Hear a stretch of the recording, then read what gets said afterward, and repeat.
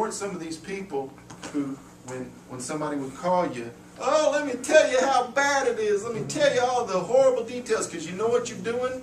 You're getting other people to agree with that stuff. You don't need to go down that path. Amen. You need to be trying to get some people to agree on some good news. Okay? And that's all they would do. And you know, and the first few days they would say, well, you know, the doctors would say he's getting worse, he's getting worse. But I was still there. After about, I don't know, 3 or 4 days, they took him back in the consultation room, and they said, well, he might not die, but he'll be here, you know, in intensive care on life support.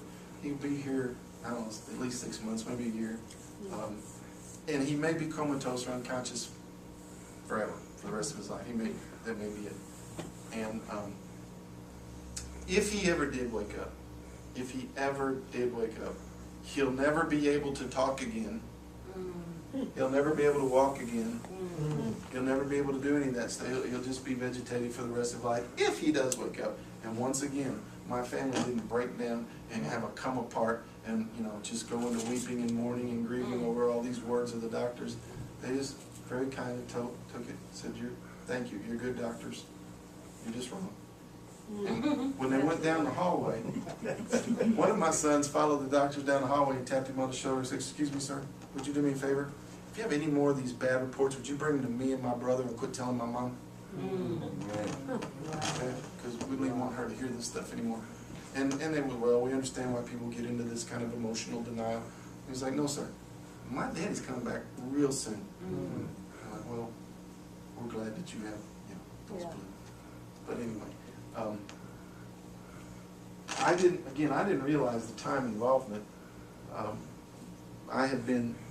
I was unconscious for, oh, here's the question I was getting to. I'll tie into that. When I, once again I saw, am I being too long-winded? No. You want me to shut up and go in? Stop now. Another time I saw myself laying there, after Jesus had showed me what he wanted me to do, where he wanted me to go, what he wanted me to say, one of the questions, and apply this to yourself, apply this. I said, well, how long do I have to stay here? Whatever's going on in your world right now, you may have had that question. How long do I have to go through this? How long do I have to stay like this? And I said, well, Lord, how long do I have to stay here? You ready?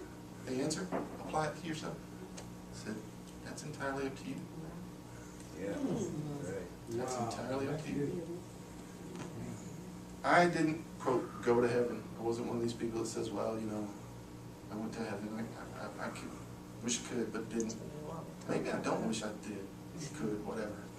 I wouldn't have come back. I wouldn't have come back. But